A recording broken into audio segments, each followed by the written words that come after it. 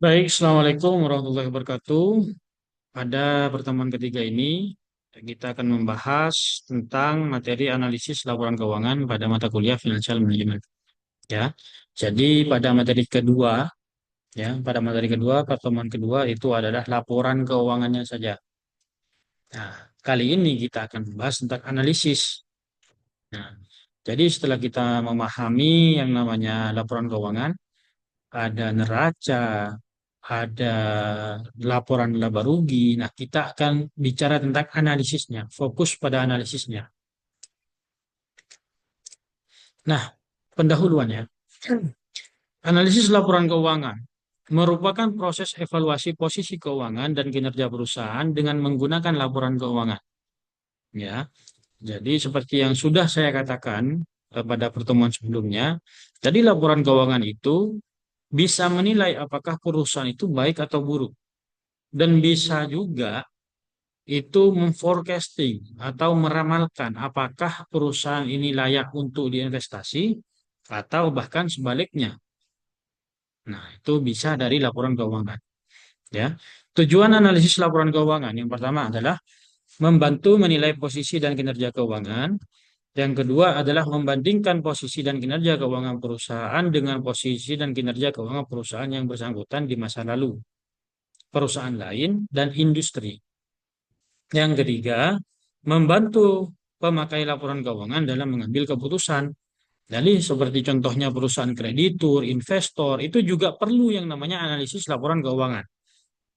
Ya, jadi menganalisis laporan keuangan suatu perusahaan. Bagi kreditur, apakah perusahaan itu layak untuk diberikan pinjaman atau tidak?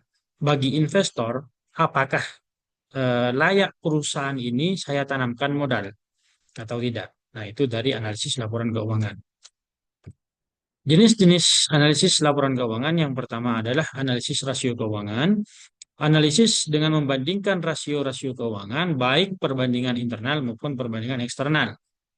Dalam hal ini adalah perbandingan internal, kita akan membandingkan, banyak cara ya, membandingkan antara tahun ke satu, tahun ke N, atau tahun ke N plus satu.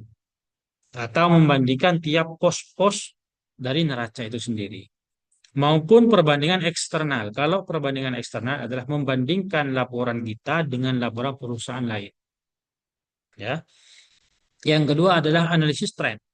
Analisis untuk mengetahui perkembangan naik dan turunnya komponen dalam laporan keuangan. Contoh, pada tahun 2012 labanya sebesar 150 juta. Pada tahun 2013 labanya 125 juta. Ya. Jadi trennya menurun atau naik. Nah, itu tren ya. Terus analisis common size. Nah, analisis common size adalah analisis dengan menghitung persentase unsur-unsur dalam neraca ke total aset dan unsur-unsur dalam rugi laba ke total pendapatan. Jadi kita contohnya kalau kita pakai persentase di neraca, itu kan neraca ada aktiva, ada pasiva. Di aktiva itu ada kas, ya, ada kas. Contoh, kalau kas itu 100%, persediaan itu berapa persen dari kas. Nah, itu analisis common size. Analisis indeks, analisis dengan menghitung persentase unsur-unsur dalam laporan keuangan ke laporan keuangan tahun dasar. Nah, kalau analisis indeks ini, contoh, ada laporan keuangan suatu PT atau perusahaan, tahun 2012 itu dijadikan 100% semua. Jadi 2013-nya, semisal, kas 100 juta, itu 100%. Nah, tahun 2013 tiba-tiba kasnya 200 juta. Nah, itu berapa persen dari tahun dasar 2012 tadi? Nah, itu namanya analisis indeks. Ya, jenis-jenis analisis rasio keuangan, rasio likuiditas. Rasio likuiditas merupakan rasio yang digunakan dalam mengukur kemampuan perusahaan dalam memenuhi kewajiban jangka pendeknya dengan periode kurang dari 1 tahun. Rasio ini, ini ya, kata kuncinya adalah kurang dari 1 tahun. Ini liquid, ya. Sama dengan tadi ada hutang lancar, ada hutang jangka panjang. Nah, itu kata kuncinya adalah waktu. Ya, kata kuncinya di situ. Rasio ini menunjukkan besar kecilnya aktiva lancar yang digunakan untuk membiayai hutang jangka pendek perusahaan, atau dengan kata lain, rasio ini menunjukkan seberapa cepat aktiva lancar yang dimiliki perusahaan dapat dikonversikan ke dalam kas untuk membiayai kewajiban jangka pendek perusahaan. Jadi kata kuncinya di analisis rasio likuiditas itu adalah jangka pendek, ya, kurang dari 1 tahun. Dimensi konsep likuiditas mencerminkan ukuran-ukuran kinerja manajemen ditinjau dari sejauh mana manajemen perusahaan mampu mengelola modal kerja yang dibiayai dari hutang lancar dan saldo kas perusahaan. Sebenarnya kalau kita bicara analisis rasio keuangan itu banyak kasus sehingga memerlukan waktu yang sangat panjang. So ya, rasio solvabilitas. Salah satu jenis rasio keuangan yang juga digunakan untuk mengukur kinerja perusahaan adalah rasio solvabilitas. Rasio solvabilitas merupakan rasio yang digunakan untuk mengukur kemampuan perusahaan dalam membayar hutang secara keseluruhan, baik itu hutang jangka pendek maupun jangka panjang dengan menggunakan aktiva dan modal yang dimiliki perusahaan. Rasio aktivitas. Salah satu jenis rasio keuangan yang juga digunakan untuk mengukur kinerja perusahaan adalah rasio aktivitas. Rasio aktivitas adalah rasio yang digunakan untuk mengukur kemampuan perusahaan dalam menggunakan keseluruhan aktivitas perusahaan secara efektif. Rasio profitabilitas. Rasio terakhir yang digunakan dalam pengukuran kinerja perusahaan adalah profitability ratio atau rasio profitabilitas. Rasio profitabilitas adalah rasio yang digunakan dalam mengukur seberapa besar kemampuan perusahaan dalam menghasilkan keuntungan atau profit.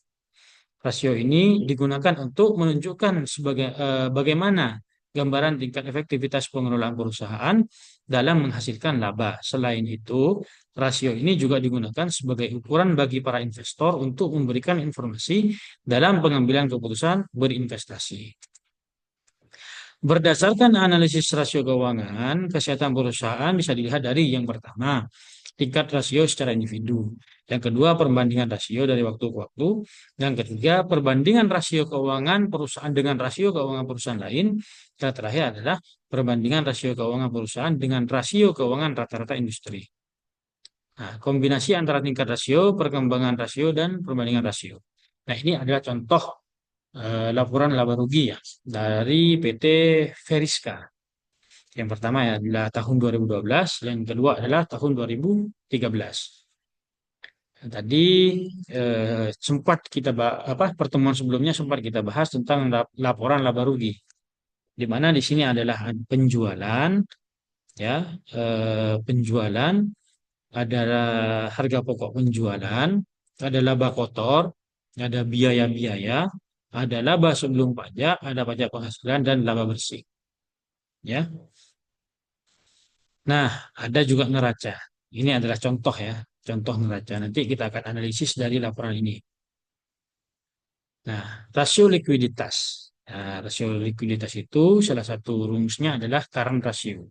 Current ratio sama dengan aset lancar dibagi dengan hutang lancar. Rasio likuiditas adalah aset lancar lebih liquid lagi nih, ya, daripada current ratio. Kan kalau current ratio itu kan aset lancar semuanya. Nah, kalau quick ratio lebih lancar lagi. Kenapa? Karena persediaan dihilangkan. Ya, jadi aset lancar, total aset lancar itu dikurangi persediaan, dibagi dengan hutang lancar. Rasio solvabilitas adalah salah satu metodenya menggunakan rumus total debt equity ratio atau DER. Ya, DER itu apa? DER itu rumusnya adalah total hutang, baik hutang jangka pendek maupun hutang jangka panjang dibagi dengan modal sendiri atau ekuitas. Itu DER. Ya, debt to equity ratio. Selanjutnya adalah solvabilitas, yang kedua adalah DAR. Ya, debt to total asset. Caranya adalah rumusnya adalah total hutang, baik hutang jangka panjang ditambah hutang jangka pendek dibagi dengan total aset. Total aset juga aset lancar ditambah dengan aset tetap atau tidak lancar. Rasio aktivitas menggunakan rumus total asset turnover, yaitu penjualan bersih dibagi dengan total aset. Selanjutnya adalah GPM atau gross profit margin. Rumusnya adalah Laba kotor dibagi dengan penjualan bersih. Selanjutnya pada rasio profitabilitas itu ada NPM, Net Profit Margin. NPM rumusnya adalah laba setelah bunga dan pajak dibagi dengan penjualan bersih. Terus ada ROA atau Return on Asset. Ya, return itu laba bersih. Aset, ya aset. Jadi rumusnya adalah laba bersih dibagi dengan total aset. Asetnya adalah baik aset tetap, baik aset lancar maupun tidak lancar. Jadi di total menjadi total aset. Yang terakhir adalah ROE, Return on Equity.